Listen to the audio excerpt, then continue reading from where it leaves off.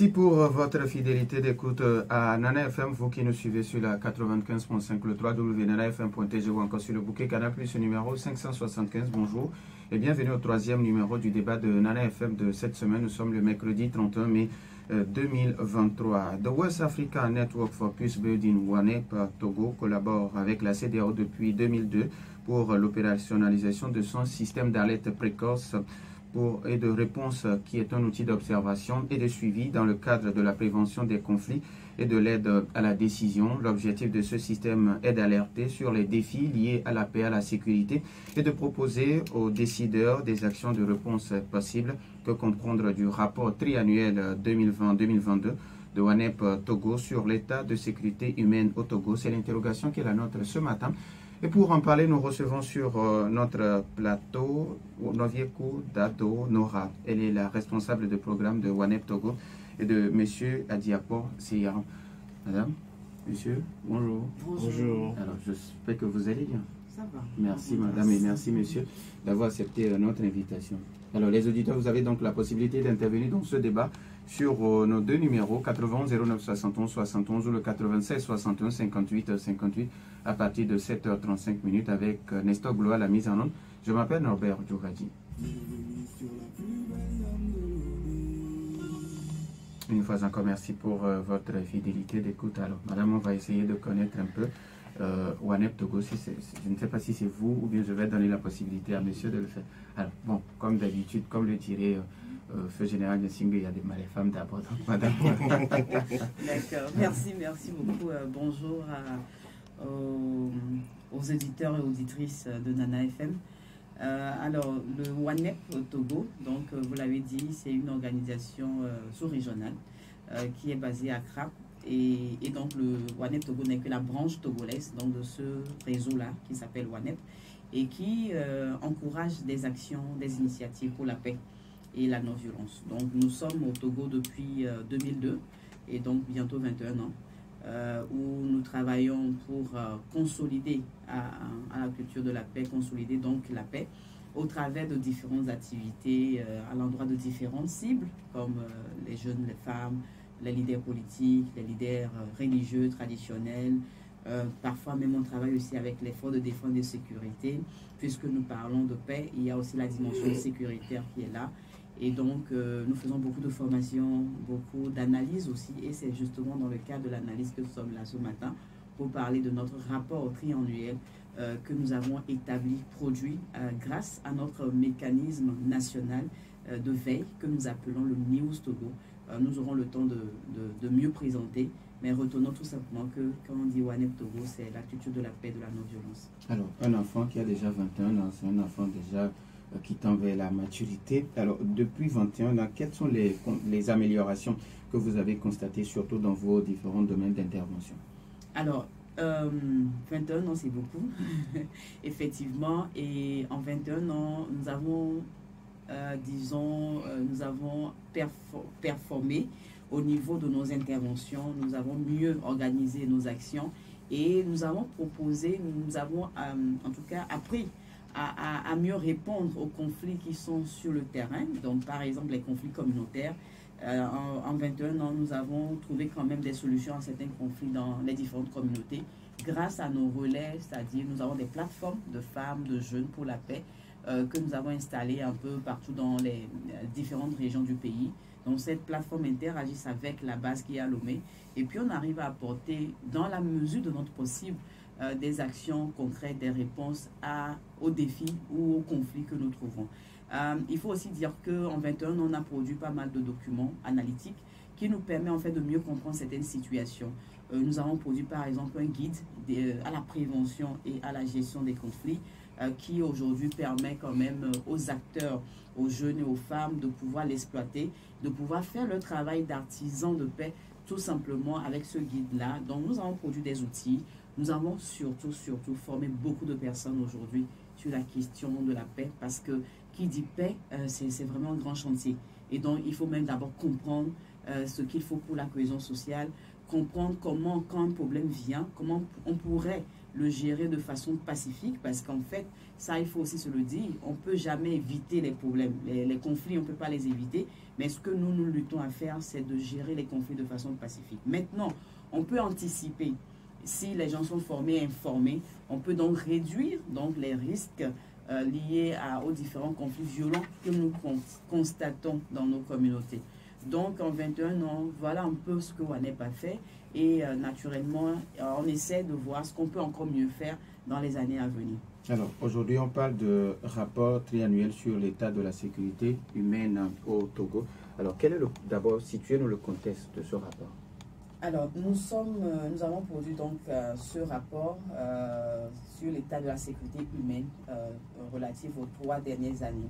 Il faut d'abord dire que ce rapport est le fruit d'un travail collaboratif qui a été fait grâce à nos moniteurs, nos relais qui sont sur le terrain et qui depuis 2013 en fait sont formés et qui sont en veille. Ça veut dire que quand il y a des situations qui affectent la sécurité humaine comme les conflits communautaires, les accidents de circulation, les conflits politiques, les violences basées sur le genre, ces personnes formées qui sont aujourd'hui au nombre de 27 personnes font en fait le relais. Ils envoient l'information et nous, chaque jour en tout cas, on capitalise, on analyse et on propose, on fait des suggestions à l'autorité compétente. Si par exemple c'est dans le domaine de la sécurité, on envoie un courrier au ministre de la Sécurité. Si c'est plutôt un problème qui est plutôt juridique, on envoie un message au ministre de la Justice.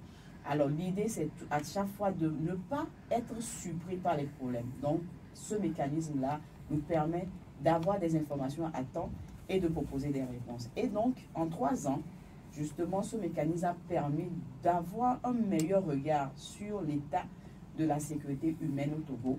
Et qui dit sécurité humaine prend en compte les questions sécuritaires, mais aussi les questions sociales, économiques, politiques et autres. Donc, dans ce rapport, nous avons essayé tout simplement de faire une analyse sur les 3 ans d'abord. Et puis, on a croisé, en fait, sur les 3 ans, on a vu un peu quelle année était plus à risque.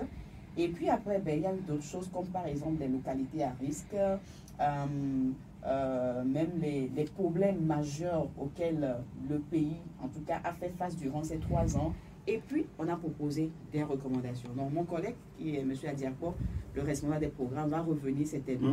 Avant de revenir sur le contenu du rapport, quels sont les indicateurs sur lesquels vous vous basez pour produire ce rapport? Oui, alors, comme je dis, c'est un système, un mécanisme de veille. Et ce mécanisme de veille a réussi justement parce qu'on a d'abord en amont identifié, comme vous l'avez dit, des indicateurs. Les indicateurs, en fait, c'est des signaux, des choses qui doivent attirer notre attention. Ces indicateurs ont été conçus par catégorie. Vous avez par exemple la catégorie gouvernance. Dans gouvernance, il y a plein de choses. Quand par exemple, il y a des manifestations, que ce soit politique ou sociale, ça doit interpeller. On ne va pas attendre qu'il y ait implosion d'abord. Donc déjà, ça c'est quelque chose. Quand vous prenez par exemple dans gouvernance aussi, vous avez les questions des accidents de circulation. Aujourd'hui, malheureusement, la route fait beaucoup plus de morts que n'importe autre, autre situation. Mais ça doit nous interpeller. Ces morts-là, leurs enfants, comment on gère tout ça? Et est-ce que ce n'est pas de la ressource humaine que le pays perd comme ça, juste peut-être parce que parfois ce n'est pas ignorant ou pas excès de vitesse? Et donc, quand on constate, qu'est-ce qu'on fait? On doit commencer à se poser des questions. Donc, nous avons organisé donc les indicateurs catégorie par catégorie. Sur le plan économique, il y a des indicateurs. Le plan politique, il y a des indicateurs. Même sur le plan environnemental, nous avons des indicateurs liés par exemple aux inondations, aux feux de brousse, etc. Maintenant, les personnes formées dans leur localité sont chargées, en tout cas, ils ont des zones qui leur sont circonscrites. Et donc, ils voient juste dans leur zone, est-ce qu'il y a des problèmes là qu'ils peuvent remonter? Et donc, chaque jour, en fait, ce n'est pas qu'ils ne font que ça, c'est des citoyens, dans leur quotidien, ils travaillent normalement. Mais quand ils voient ces genres de situations, eux, ils ont le mandat de WANEP de pouvoir envoyer l'information sur une plateforme. Et là, maintenant, il y a une équipe qui travaille et qui apprécie. Donc l'équipe là maintenant produit du contenu parce qu'un problème qui vient, on peut le banaliser. Mais si on prend du temps pour mieux comprendre, c'est là qu'on commence à voir que, ah, il y a un danger, il y a un souci, il faut qu'on travaille ensemble, il faut qu'on alerte, il faut qu'on fasse ci. Donc c'est tout un mécanisme qui est là depuis 2013 en fait, et autour duquel chaque fois on essaie d'améliorer. Donc ici, on a ressorti seulement, on a extrait seulement que les analyses de 2020, 21, 23. On pouvait aussi remonter dans le temps, mais ce qui est urgent, parce que l'idée, c'est justement comment on fait pour améliorer 2023, 2024. Donc, c'est bien qu'on ait les données fraîches et ne pas retourner dans le passé. Donc, voilà un peu comment ça fonctionne. Maintenant, ceux qui sont intéressés, ben, il pourra toujours s'approcher de WANEP pour mieux comprendre. Sinon, c'est un mécanisme qui est assez utile, que pratiquement des partenaires aussi utilisent, comme par exemple le PAM, le fonds, et ça, le programme mondial pour l'alimentation. Vous avez des structures comme même les structures étatiques aussi ont des mécanismes de veille. Ça veut dire tout simplement que c'est tout simplement un dispositif qui est utile et que chacun peut adapter selon sa situation. Et nous l'adaptons par rapport à la question de prévenir les conflits et asseoir une meilleure stabilité en contribuant par nos analyses et nos recommandations. Merci madame, monsieur Adiapo, on avait tendance à vous oublier. Mais maintenant nous y sommes. Quel est le contenu de ce rapport? Quand on parle de rapport triannuel sur l'état de sécurité humaine au Togo entre 2020 et 2022, quel est le contenu maintenant de ce rapport? Merci beaucoup pour la question. En fait, le rapport en question fait l'état des lieux, des données qui ont été collectées par notre mécanisme d'alerte précoce sur les 3 dernières années, comme on a dit, 20, 21 et 22. Et le contenu, c'est de voir un peu quels sont les conflits, en fait, quels sont les défis de sécurité, les conflits de paix, des défis de paix et de sécurité qui sont revenus très souvent dans les collectes que les moniteurs du terrain ont eu à faire ces dernières années, et quelles sont les localités les plus à risque. Donc là également, nous avons séquencé les localités à risque élevé, à risque moyen et à risque bas. Alors, à la fin de ce rapport, nous avons fait un peu, on a formulé des recommandations à l'endroit des acteurs qui interviennent sur les thématiques de paix et de sécurité. Maintenant, pour revenir encore une fois sur le contenu du rapport, comme on l'a dit, les défis qui sont revenus les plus souvent, les défis qui sont revenus au cours de ces dernières années dans les localités à risque élevé, ce sont les défis liés aux conflits communautaires. Donc les conflits communautaires, nous avons les conflits liés à la chefferie, les conflits liés à la dévolution de la chefferie naturellement, les conflits liés à la transhumance animale, et les conflits fonciers et les conflits liés à la cohabitation interethnique. Et au-delà de ça, nous avons également les accidents de circulation, nous avons la criminalité, les braquages, et en premier lieu, en tout cas en tête, ces 2 dernières années, la question de l'extrémisme violent qui revient très très souvent. Donc les localités à risque élevé, on a pu identifier 12 localités à risque élevé dans la région des Savanes. Enfin, toutes les préfectures de la région des Savanes sont impliquées. Dans la région centrale, dans la région des plateaux, enfin plateau est, et dans la région maritime, plus Golfe et Aguanivé. Et les localités à risque moyen, nous avons toujours certaines localités de la région centrale, la région des plateaux ouest, la région maritime. Donc voilà un peu le contenu. Et à la fin de ce rapport, comme je l'avais dit, nous avons des recommandations formulées à l'endroit. Non, pour les recommandations, on va revenir. Est-ce que vous n'avez pas des chiffres quand vous prenez les différents domaines? Est-ce qu'il n'y a pas de chiffres pour qu'on puisse voir cette année par rapport à cette année, il y a eu changement ou bien il y a eu dégradation? Oui. En termes de données, nous pouvons quand même quantifier que, en fait, au cours de l'année 2022, les défis de paix ont été les plus récurrents. On a eu plus de défis de paix au cours de l'année de 2022. Donc, en 2022, c'était l'année où l'année summum, en fait. Et les défis, c'est les défis que je viens de donner. Donc, on ne peut pas partager forcément les incidents qui ont été relevés par le système parce que cela relève encore de... non, pas forcément les incidents, mais le nombre d'incidents que vous avez répertoriés au cours de l'année Voilà, ça c'est... Ok. Bon, au cours des 3 dernières années, nous avons répertorié 1667 incidents au total, 1667. Et au cours de l'année 2022, comme je le disais, 446 incidents qui ont été relevés par le mécanisme d'alerte précoce. 91 09 71 71 ou le 96 61 58 58. Les auditeurs ont maintenant la possibilité sur nos 2 numéros, mais après la courte pause. 91 09 71 71 ou le 96 61 58 58. Les auditeurs ont maintenant la possibilité sur ces 2 numéros, mais avant que les auditeurs n'appellent, alors vous parliez entre-temps de 12 zones à risque de niveau élevé et 13 zones de risque à risque de niveau moyen. Quels sont les critères sur lesquels vous vous basez pour dire que cette zone est à risque élevé et celle-ci ne l'est pas? En fait, le critère majeur, c'est la récurrence des incidents, des mêmes incidents dans les mêmes localités. C'est le premier facteur. Et le fait que ces incidents reviennent nous permet d'identifier cette localité comme une localité à risque. Et également, les mesures qui sont prises par les autorités à l'endroit de ces localités-là sont également un autre facteur. Donc, l'alerte et la réponse de la part des autorités gouvernementales. Alors, madame, on sait que le Togo s'achemine cette année vers des échéances électorales et puis il y a des voix qui s'élèvent déjà pour appeler les uns et les autres au calme. Je ne sais pas si au niveau de WANEP, vous y pensez vous aussi déjà pour juguler en tout cas ce problème. Alors merci beaucoup. Peut-être avant de répondre à la question, ajouter un peu sur ce que mon collègue a dit, pour dire qu'en termes de critères, l'autre élément également, c'est quand il y a des morts d'hommes. Dans une localité, quand il y a incident et que à la suite, on a des décès, on a des blessés, ça fait de cette zone-là des zones à risque, en plus de ce qu'il a dit naturellement. Alors revenons sur la question des élections. On sait qu'en Afrique généralement, les élections sont souvent des situations conflictuelles. Et alors qu'en fait, ça ne devrait pas être le cas.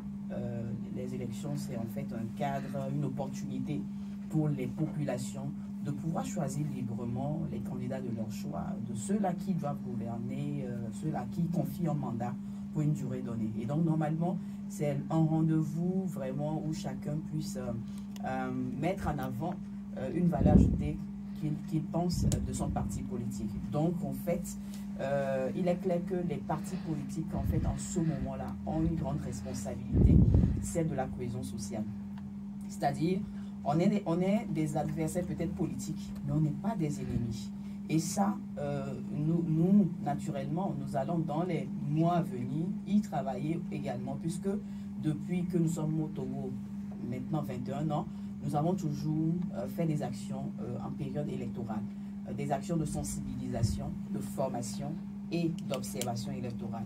Et donc, il est clair que nous avons cette responsabilité-là de rappeler aux partis politiques la nécessité de cohabiter et de dialoguer, et puis, mais en même temps, de former et de sensibiliser leurs militants. Parce que des fois, les leaders, ils ont quand même un fair play entre eux, mais les militants ne comprennent pas forcément de la même manière. Donc, le tout reviendra aux leaders politiques de pouvoir appeler leurs militants au fair play et qu'on puisse se dire que le meilleur gagne.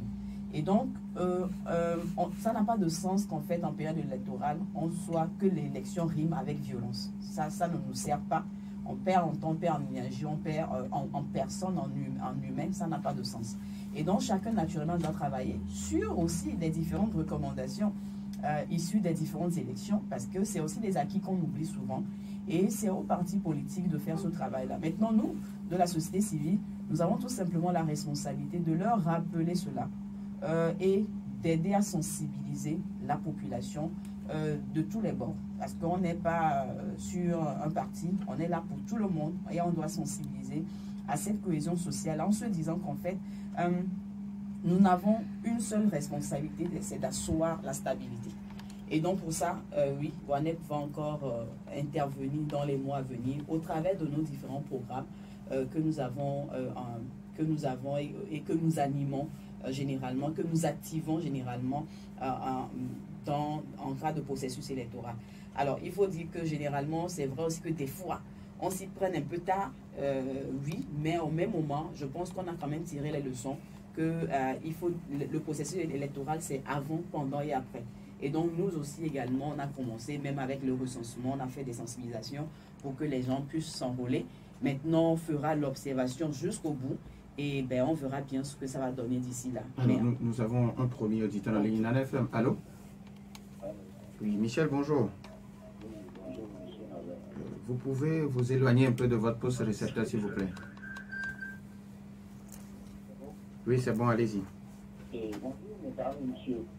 Bonjour.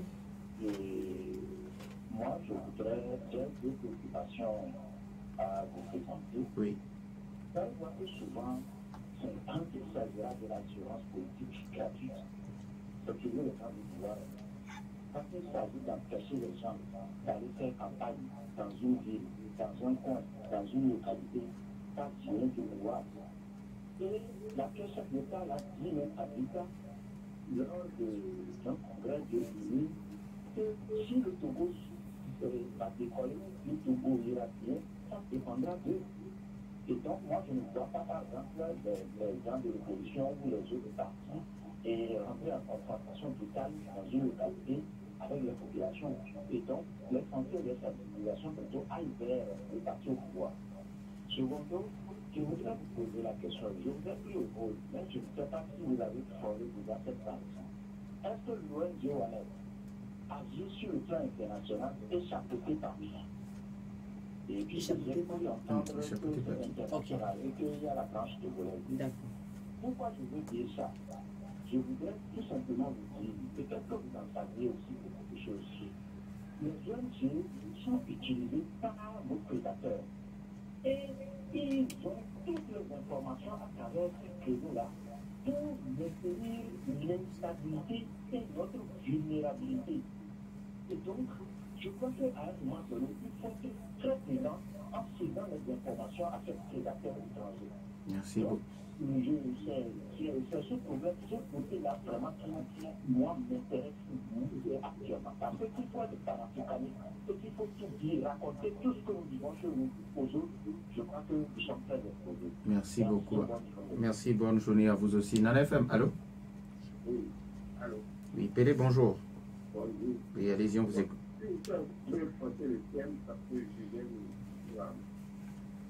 Vous dites? Le thème, quoi? Nous sommes en train de présenter le rapport triannuel de WANEP entre 2020 et 2022. Ah bon, c'est ce que tu parles de la violence bon, dans nos populations. Bon, je pense que n'allez pas loin à ce genre de choses, surtout au Togo, qui est un pays de paix, de stabilité. Tout se crée toujours par la violation des lois, des textes, que le pouvoir même place en place. C'est tout le problème. Si notre association de notre société peut s'occuper de ça, à voir comment on viole les textes. Et si je ne sais pas si, parce que vous avez dit que vous êtes à politique, vous ne pouvez pas voir ce que le gouvernement, et de contrôler l'action du gouvernement, c'est ça qui est mauvais. Il faut aussi contrôler l'action du gouvernement, tout ce que le gouvernement fait vers la population. C'est ça qui est important. Parce qu'on vous suit de près, on sait que si vous faites des fois. Et lorsque le pouvoir va écrire un texte, et va le violer encore, qu'est-ce que vous pouvez faire vers le niveau du gouvernement? Merci. Merci à vous aussi. Nana FM, allô? Bonjour. Oui, bonjour. C'est Commis. Monsieur Commis, oui, allez-y, on vous écoute. Je pense que WANEP a sorti tout récemment un rapport disant que les Togolais deviennent de plus en plus violents. Est-ce que c'est votre organisation qui a fait cette initiative? Et vous comparez les Togolais par rapport à eux-mêmes ou bien à d'autres populations? La seconde préoccupation, le président de la CENI vient de créer une violence. Je l'appelle ça violence sur le fait que chaque Togolais à l'âge de 18 ans doit avoir sa carte d'électeur. Mais il a donné une durée qui ne permet pas à certains d'avoir leur carte d'électeur dans la zone numéro 1. Quel conseil, vous, en tant que préviseur ou bien association, ONG, société civile, vous conseillez à ce président-là pour anéantir cette violence qu'il a créée? Merci à vous, monsieur Commis. Je pense qu'on peut recevoir encore un auditeur, mais en attendant que d'autres n'appellent. Alors, madame, vous avez suivi les uns et les autres. Les préoccupations des deux premiers auditeurs se résument au fait que le respect des règles que nous nous sommes fixées s'appelle liberté. Quand on pense que c'est, bon, surtout Michel qui pense que c'est le parti au pouvoir, et puis Pelé aussi qui dit que c'est le fait que les tests que nous avons dans notre pays, ces tests ne sont pas respectés, c'est ce qui frustre un peu les gens. D'accord, merci beaucoup, merci à nos différents auditeurs qui ont bien voulu exprimer leurs pensées. Alors pour je crois que c'est Michel, c'est ça, la première, le premier. Alors sur la question des libertés, de la violation des tests, et puis là il a ajouté un autre point. Non, bon, sa seconde préoccupation c'est par rapport à votre ONG. Ok, d'accord, voilà. Donc d'abord disons que notre domaine thématique c'est paix et sécurité. Nous sommes dans la société civile, chacun avec son expertise. Il y a d'autres qui sont carrément dans la gouvernance, c'est-à-dire tout ce qui est juridique et tout, ils sont dedans. Mais nous, notre spécialité, comme je dis, c'est paix et sécurité. Même si ce n'est pas notre champ premier, la question des tests, ça nous interpelle. Et ça fait partie de nos indicateurs également.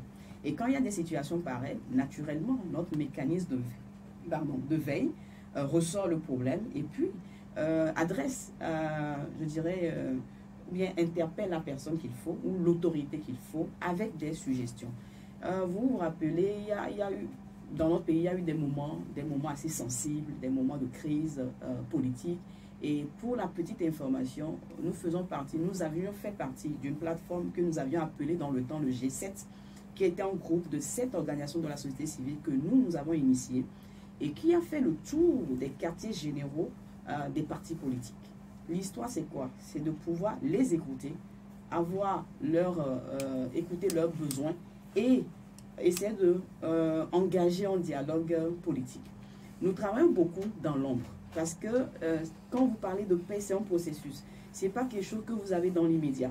Et donc, c'est un travail minutieux, beaucoup d'analyses, croiser les informations et naturellement, on ne peut pas à chaque fois présenter au fur et à mesure ce que nous faisons.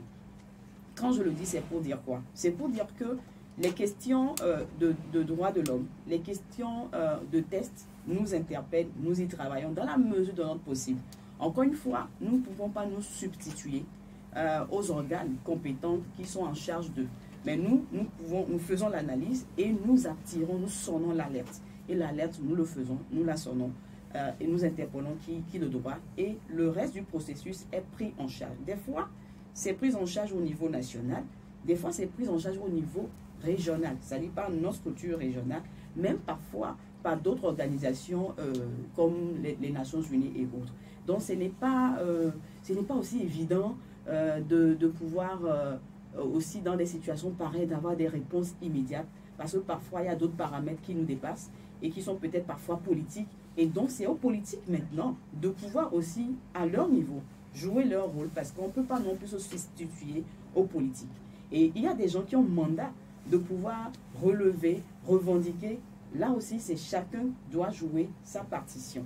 Donc voilà un peu ce que je peux dire sur cette question. Mais là, par rapport à sa seconde préoccupation. Oui, par rapport à notre structure, en fait, nous avons dit que c'est une organisation sous-régionale créée par des Africains, on peut dire par les Africains pour les Africains. Et donc, c'est créé par deux monsieur, un Ghanéen, un peu un Libérien, et qui est installé au Ghana depuis 1998, et installé maintenant dans chaque pays de l'Afrique de l'Ouest à partir de 2002. Et donc, nous, au Togo, c'est à partir de 2002. Donc, ce n'est pas une organisation, on va dire, étrangère ou européenne. C'est une organisation africaine, mais qui a connotation internationale parce que nous travaillons avec les Nations Unies, nous travaillons avec les autres plateformes. C'est vrai que ce qu'il dit n'est pas faux en soi, mais au même moment, nous ne pourrons pas nous fermer sur nous. Nous sommes aujourd'hui dans la mondialisation, dans la globalisation, qui en fait nous impose de travailler avec les autres continents. Et aujourd'hui, il y a des structures, organisations internationales qui sont de bonne foi, qui sont là pour aider vraiment et qui envoient du financement. Nous, par exemple, on ne reçoit pas que des financements africains, on reçoit des financements des pays comme par exemple suédois et autres, mais on peut se dire, mais ils ont quel intérêt à nous aider? En fait, c'est chacun qui se donne dans la vie un mandat. Il y a des gens qui sont dans l'humanitaire, il y a d'autres qui sont peut-être dans l'économie, d'autres sont dans l'agriculture. Donc, il y a, c'est vrai, des fois, certaines organisations internationales qui ne sont pas toujours muyées d'une bonne pensée, mais la plupart des organisations internationales, il y a quand même beaucoup qui sont plutôt dans la logique du développement, de la solidarité nord-sud, et pour ça, on ne peut pas se fermer à ça. Donc, voilà un peu sur la question. Et naturellement, on est vigilant. Il y a des fonds qu'on ne doit pas recevoir et qu'on ne peut pas recevoir parce qu'on est aussi sensibilisé à ça.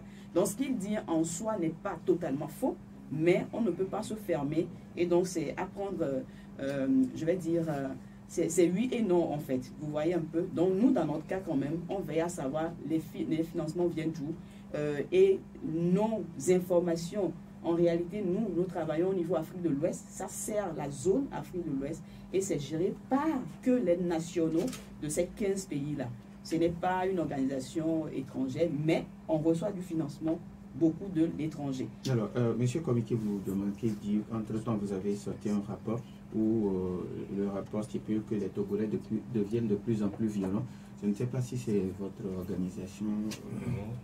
En tout cas, je n'ai pas souvenance de la publication de tel rapport. Nous n'avons pas encore fait un travail là-dessus. Alors maintenant, par rapport à la CENI, où les Togolais qui ont déjà plus de 18 ans ou 18 ans et plus dans la zone numéro 1, mais qui n'ont pas encore leur carte d'électeur, ils demandent si au niveau de WANEC, vous avez un conseil à donner au président de la CENI. Alors, est-ce que nous avons un conseil? Non, nous n'avons pas de conseil, mais je pense qu'aujourd'hui, les choses sont organisées de telle manière que quand il y a, je dirais, des manquements constatés dans le processus électoral, les premiers acteurs qui doivent réagir, c'est les acteurs politiques. Parce que là, nous parlons d'élections. Et c'est eux, en fait, les parties prenantes. Nous, spécialement, sur cette question, on ne l'a pas saisi pour y travailler parce que, encore une fois, on a tellement de choses, il y a plusieurs choses à gérer et que dans la pratique, parfois, on ne couvre pas tous les champs. Mais sur le sujet, encore une fois, je dis, les acteurs politiques ont la responsabilité de pouvoir communiquer entre eux et de pouvoir attirer l'attention du président de la CENI et pour pouvoir régler ce problème. Je sais que quand le processus a commencé, par exemple, il y a eu des questions de lenteur dans l'enrôlement. Il y a différents acteurs politiques qui ont intervenu, mais aussi des acteurs de la société civile qui sont vraiment spécifiques sur cette question. Donc, chacun de nous a un champ d'action et il travaille. Nous, personnellement, on n'a pas saisi cette question, mais naturellement, s'il y a quelque chose à souhaiter, c'est que le processus soit le plus inclusif possible. Plus chacun va se retrouver dans le processus, mieux c'est pour tout le monde. Et donc, si nous avons peut-être un souhait, c'est que les acteurs politiques puissent travailler de façon plus efficace et de façon plus collaborative, parce que ce n'est pas le travail d'une seule personne. Et donc, c'est un peu ce que je peux répondre à cette question et espérer que jusqu'à la fin du processus, il y ait, comment dire, qu'il y a un satisfecit. Maintenant, la question c'est, est-ce qu'il est possible de faire peut-être des rallonges dans des zones où il n'y a pas eu beaucoup d'enrôlement? Là encore, les partis politiques ont en fait cette possibilité de discuter entre eux là-bas et puis de faire cette suggestion. Normalement, ce n'est pas compliqué. Donc, voilà. Maintenant, on va revenir sur les recommandations. Vos recommandations. C'est M. Seyam ou c'est vous, madame? Bon, il peut commencer. Okay, allez-y. En tout cas, sur les recommandations, je vais commencer je vais prendre le relais de madame sur la question politique en recommandant, en tout cas, sur ce qui a été proposé dans le rapport triannuel, il a été recommandé plus de dialogue entre les acteurs politiques, plus de dialogue et plus d'inclusivité dans la gestion des affaires politiques. Et ensuite, plus d'action à l'endroit des populations en termes de communication par rapport à la non-violence, à la culture de la non-violence et de la paix. Maintenant, madame peut prendre le relais éventuellement. Merci. Alors, revenons toujours sur la question du dialogue politique. Il est clair qu'aujourd'hui, on a obligation, en tout cas les partis politiques ont le devoir de mieux communiquer entre eux et de préserver la stabilité. Et pour ça, c'est clair, il faut tout simplement respecter les textes qui régissent donc le cadre électoral et puis communiquer. Parce qu'il n'y a pas de communication, ben, les gens n'auront pas l'information et après ça sera des frustrations. Ça, c'est un. Alors, revenons sur notre rapport. Dans notre rapport, justement, cette question-là abordée un peu, mais pas en détail. Mais d'autres questions qu'on a abordées, c'est la question, par exemple, des violences basées sur le genre. Aujourd'hui, ce n'est pas un secret pour personne que dans des foyers, dans des familles, il y a beaucoup de violences sur les femmes, mais aussi sur les hommes. Peut-être on n'en parle pas beaucoup, mais c'est des réalités. Et donc, il est important que dans les cellules familiales, il y ait plus d'harmonie. Parce que si nous voulons la paix au niveau national, il faut commencer au niveau de la cellule. Et donc, tout ce qui est violence physique, verbale, psychologique, on doit pouvoir réduire ces violences-là et plutôt travailler à communiquer de façon plus posée, de façon non violente. On peut dire ces frustrations, mais sans aller au coup, au point, sans, je ne sais pas, dire des mots qu'il ne faut pas. Mais communiquer de façon constructive pour tout simplement vivre en harmonie. Et ça agit aussi sur les enfants. Après, ça agit sur les performances même des uns et des autres. Donc, nous avons aussi comme recommandation la nécessité pour les différents acteurs, dont nous, de travailler plus en synergie. Aujourd'hui, chacun travaille de son côté. On fait pratiquement la même chose. Mais la question est-ce que nous avons forcément l'impact que nous recherchons? C'est clair, la réponse serait non. Non, parce que mieux on serait mieux organisé, on aurait plus de résultats. Et donc, nous disons qu'il faut qu'on travaille et aussi se dire que les acteurs étatiques, les acteurs de la société civile qui sont non étatiques, nous tous là, nous sommes obligés de travailler ensemble. On ne peut pas travailler contre l'État, l'État ne peut pas travailler contre la société civile. On est embarqué dans le même bateau, celui d'asseoir une stabilité pour le pays, et donc on doit collaborer, on doit travailler en partenariat entre nous, on doit se faire plus confiance, et quand il y a des manquements, qu'on soit quand même aussi capable de dire, ici ça n'a pas marché, on pouvait mieux faire, et que l'autre aussi puisse se dire, ah oui, ok, je reconnais que ici on n'a pas peut-être mis assez d'énergie, mais sans conflit en fait.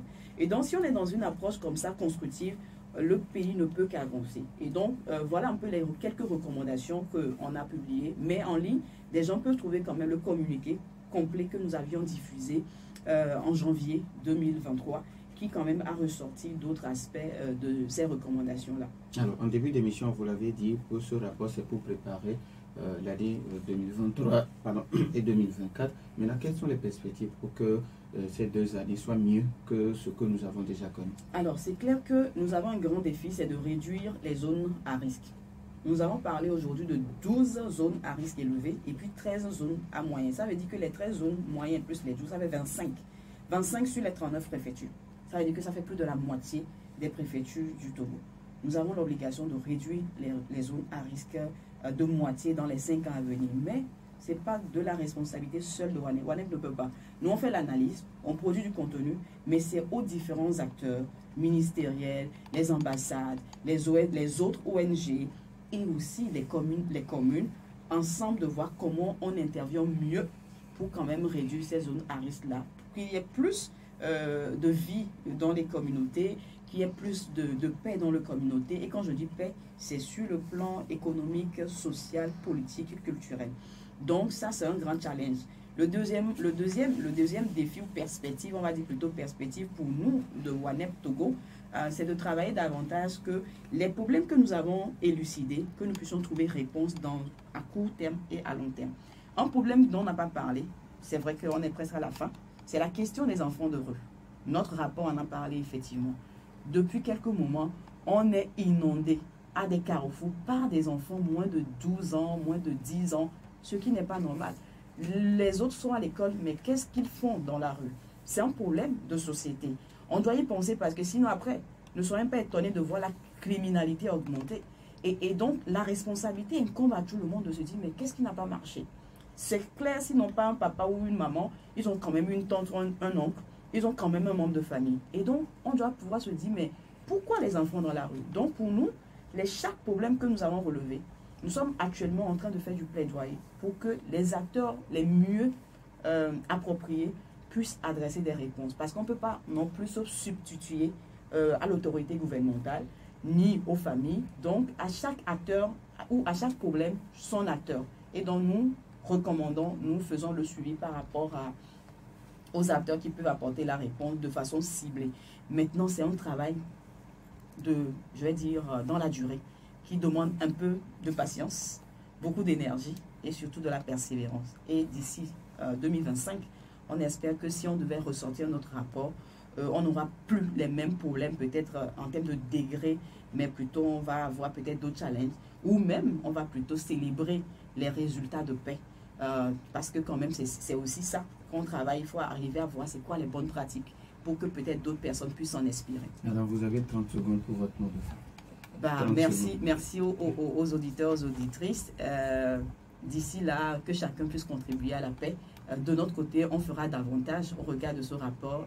Le défi est grand, mais ne baissons pas les bras.